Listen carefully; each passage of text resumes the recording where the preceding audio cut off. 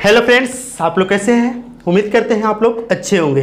तो फ्रेंड्स, आज हम लोग स्टडी करने वाले हैं standard 10th NCERT math solution chapter number 3 exercise number 3.3 का क्वेश्चन नंबर 3 का 6 है। यही क्वेश्चन लास्ट भी है। तो फ्रेंड्स, ये जो क्वेश्चन है जरा ध्यान से समझिएगा, क्योंकि ये एज रिलेटेड क्वेश्चन है, हो सकता है एग्जाम में पूछ दिया जाता है।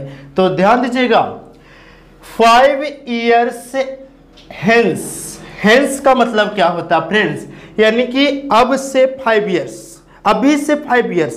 तो समझना है the age of Jacob will be 3 times, यानी कि जैकब का जो एज है डेट ऑफ हिज सन, अपने बेटे से कितना 3 times यानी 3 गुना हो जाएगा। कब? जब 5 years हेंस यानी 5 साल बाद, अब से 5 साल बाद। एक बात बताइए कि सपोज कीजिए कि यहाँ पे राम है और यहाँ पे राम्स फादर है, यानी राम के पिताजी हैं। तो बात करते हैं कि अगर राम 10 years का होगा ना, तो राम के पिताजी कितने साल का होगा? तो जी 3 times यानी कि 10 × 3, इसका मतलब 30 years के होंगे, क्योंकि ये 10 होंगे तो ये 30 होंगे। अगर ये 20 होंगे तो ये हो जाएंगे 60, 23 जा 60। इस प्रकार से बोला जा रहा है। कभी भी याद रखिएगा, हम लोग जो है इक्वेशन तैयार कर रहे हैं, छोटे में ऐड करते हैं, और अगर सब्ट्रैक्ट करना है तो बड़े में सब्ट्रैक्ट कर लीजिए, आसानी से बन जाएगी। अब जरा बात करते हैं कि बड़ा कौन है, जैकब्स या हिज सन? जैकब बड़ा है या बेटा बड़ा है? तो जी आप कहेंगे जैकब बड़ा है। बिल्कुल, कभी भी बेटा बड़ा नहीं होता। तो ध्यान दीजिएगा, बनाना कैसे है तो समझिए। ये तो समझ लिए क्वेश्चन क्या बोल रहा है। हेंस का मतलब कि अब से 5 साल बाद की बात कर रहा है। कभी यहाँ पे हेंस लिखेगा, कभी यहाँ पे आफ्टर लिखेगा। तो समझ लीजिएगा कि आफ्टर, हेंस या लेटर में प्लस होगा, अगर बिफोर रहे तो माइनस होगा, बिफोर या अगो। तो ध्यान दीजिएगा, यहाँ पर निकालना क्या है, what are the present age, यानी उनका प्रेजेंट एज क्या है। किनका कंपेयर कर रहे हैं? जब भी एज निकालिए तो कंपेयर समझिएगा। बट प्रॉब्लम के क्वेश्चन में कंपेयरिंग समझिएगा कि किस चीज का कंपेयर किया जा रहा है। तो यहाँ पे जो कंपेयर हो रहा है जैकब एंड जैकब सन, तो यहाँ पे मानना पड़ेगा, क्या मानना पड़ेगा? Let be the present age, let be the present age of Jacob, Jacob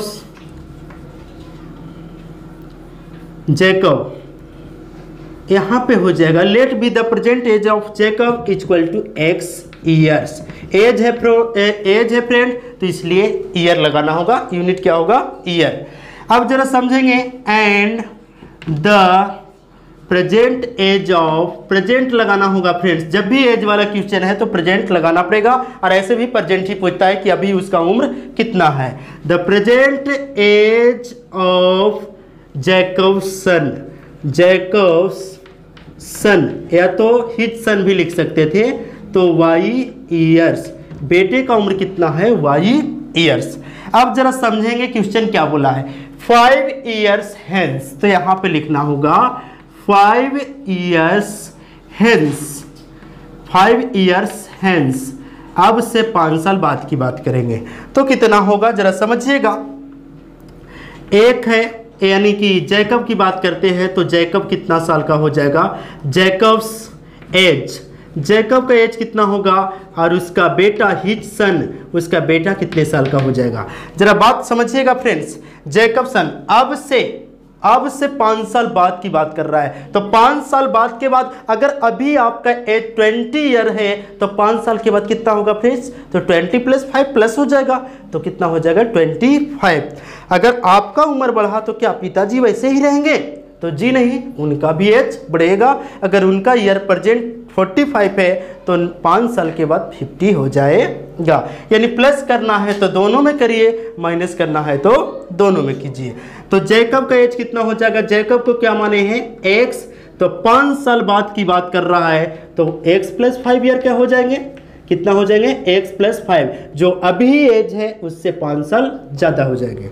अब उसके बाद बेटा, तो बेटा को क्या माने हैं y, तो इनका भी 5 साल बढ़ जाएगा।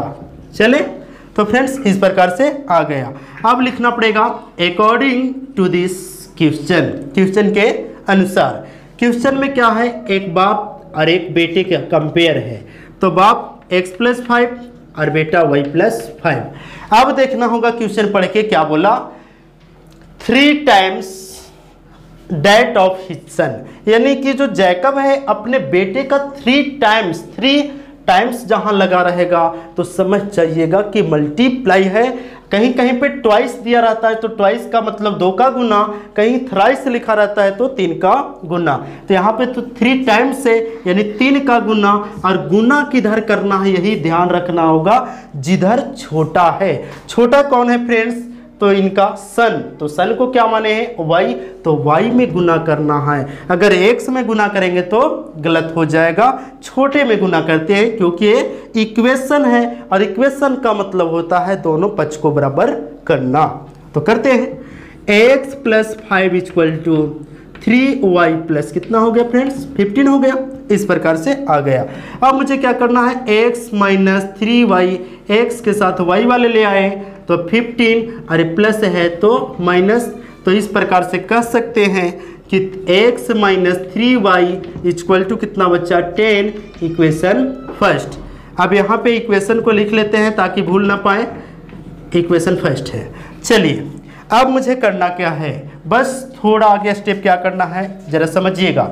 आगे यहाँ से लिखना होगा 9, क्या लिखना होगा फ्रेंड्स 9, और यहाँ पे जो है हमारा 5 इयर्स हैंस नहीं, अब आगे बढ़िए 5 इयर्स अगो, अगो का मतलब होता है एगो, एगो का मतलब होता है 5 साल पहले। यहाँ पे कभी एगो रहेगा तो कभी बिफोर रहेगा, समझ लीजिएगा कि माइनस होगा, तो यहाँ लिखेंगे 5 इयर्स एगो। 5 इयर्स एगो क्या होगा, जैकब का जो एज होगा कितना हो जाएगा, तो 5 साल पीछे जाएगा। अगर अभी जैकब का एज सपोज कीजिए 45 है तो 5 साल पहले कितना था, 45 - 5 यानी 40 साल के थे। तो इस प्रकार से, और बेटा भी कितना था, तो y - 5, दोनों में करना है।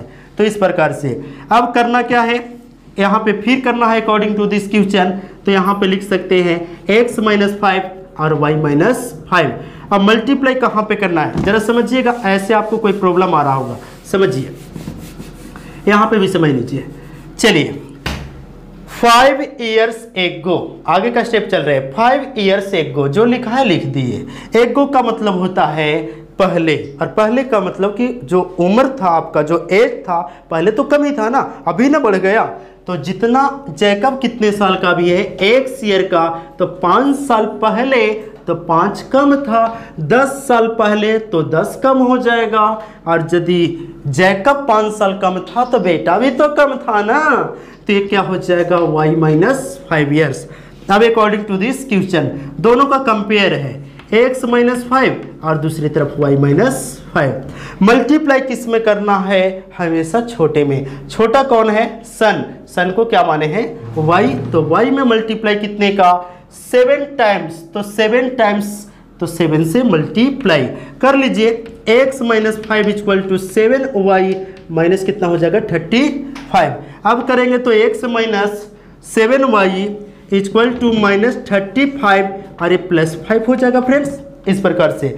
अब मुझे क्या करना है, तो x - 7y = minus plus subtract होगी, तो यहाँ पे हो जाएगा -30, इक्वेशन नंबर सेकेंड। इस प्रकार से हो गया। अब चलते हैं दोनों इक्वेशन को सब्स्टिट्यूशन मेथड से सॉल्व कर लेते हैं। तो ध्यान दीजिएगा, यहाँ पे करना क्या है, यहाँ पे इक्वेशन लिख लेते हैं, नहीं तो दिक्कत आ जाएगा। x - 7y = -30, तो इस प्रकार से। अब देखिए यहाँ पे लिखना पड़ेगा, क्यों, यहाँ पे जो इक्वेशन आया है मेरा x - 3y = 10 and second equation आया है x - 7y = -30, इस प्रकार से आया है। अब यहाँ पे लिखना होगा फ्रॉम इक्वेशन फर्स्ट या सेकंड, किसी से चलिए कोई प्रॉब्लम नहीं है, फर्स्ट। तो चलिए x - 3y = 10, तो x को रोकेंगे तो 10 + 3y हो जाएगा। इस प्रकार से आ जाएगा। नंबर तो है नहीं कि अपोन में जाएगा। अब क्या करना है, पुटिंग द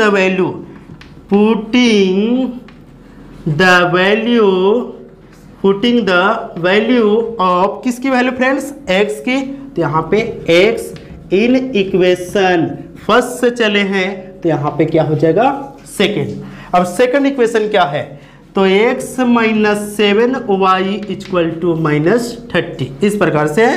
अब कर लेते हैं, तो x - 7y यहाँ पे करेंगे तो किसकी वैल्यू आई है, किसी की वैल्यू नहीं। तो ध्यान दीजिएगा, x के जगह पे x का वैल्यू रख लीजिए तो क्या होगा 10 + 3y, इसको रख लिया ब्रैकेट में, -7y = -30।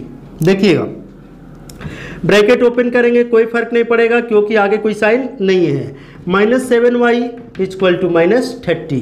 अब बात करेंगे तो देखिए पहले वेरिएबल वाले का कैलकुलेशन कर लेते हैं, नंबर को उधर भेज देते हैं। ये y और ये भी y वेरिएबल सेम है तो ये क्या होगा, प्लस माइनस सब्ट्रैक्ट होगा और साइन किसका पड़ेगा, जो नंबर बड़ा होगा। तो यहाँ पे क्या हो जाएगा, 3 में से 7 तो -4y = -30 और प्लस है तो -10। अब बात करेंगे तो -4y = कितना हो जाएगा, माइनस और माइनस माइनस ही रहेगा, नंबर ऐड हो जाएगा, माइनस से माइनस कैंसिल हो गया। तो कह सकते हैं y = 40 और अपॉन कितना हो जाएगा 4, कैंसिल होगा 10 टाइम में, यानी y = 10 ईयर्स। इससे पता चल गया y किसको माने थे, सन को। तो सन का जो प्रेजेंट एज है कितना ईयर्स है, 10 ईयर्स। अब इसकी वैल्यू को पुट कर देते हैं इक्वेशन फर्स्ट या सेकेंड में। जरा ध्यान दीजिएगा, यहाँ पे लिखना होगा put the value of y in equation first में रखिए या सेकंड में रखिए, कोई फर्क नहीं पड़ेगा। तो जरा चलते हैं, x - 3y = 10। तो देखिएगा x तो x की जगह पे x ही रहेगा, -3 × y की वैल्यू तो 10 = 10। तो x - 30 = 10, x = 10 + 30 यानी x = 40 ईयर्स। इस प्रकार से मुझे मिल गया x किसका माने थे, जैकब को। तो जैकब का जो परसेंटेज है वो 40 ईयर्स होगा। अब इसे क्या करना है, बस थोड़ी सी स्टेटमेंट लिख देना है। कौन सी स्टेटमेंट, बस जो है ऊपर लिखा हुआ है। तो क्या लिखेंगे, यहाँ पे लिखना पड़ेगा लेट हटा दीजिए, बाकी ये समझ लीजिए, लेट हटा दीजिए, लेट भी, और उसके बाद जो x लिखे थे वो x के जगह पे क्या करेंगे 40 ईयर्स यहाँ पे लिख देना है फ्रेंड्स। हेंस ये लास्ट स्टेप है फ्रेंड्स, ये मत सोचिएगा कि पहले वाला ही है, लास्ट स्टेप में ये लिखना पड़ेगा हेंस, और उसके बाद the present age of Jacob = 40 years and the present age of the Jacob son = कितना आया 10 ईयर्स। यही हमारा आंसर आ गया फ्रेंड्स। तो उम्मीद करते हैं कि आपको ये वीडियो अच्छा लगा है तो दिल से लाइक कीजिए, दोस्तों के साथ शेयर कीजिए, साथ ही साथ मुझे कमेंट कीजिए। तो फ्रेंड्स अगर आप हमारे चैनल पर नए हैं तो प्लीज़ हमारे चैनल को सब्सक्राइब कीजिए और साथ ही साथ बेल आइकन को दबाना ना भूलें, जिससे कि हमारे आने वाले हर एक वीडियो का नोटिफिकेशन आपसे मिस ना हो पाए। तो फ्रेंड्स मिलते हैं नेक्स्ट वीडियो में, तब तक के लिए थैंक्स फॉर यू वॉचिंग।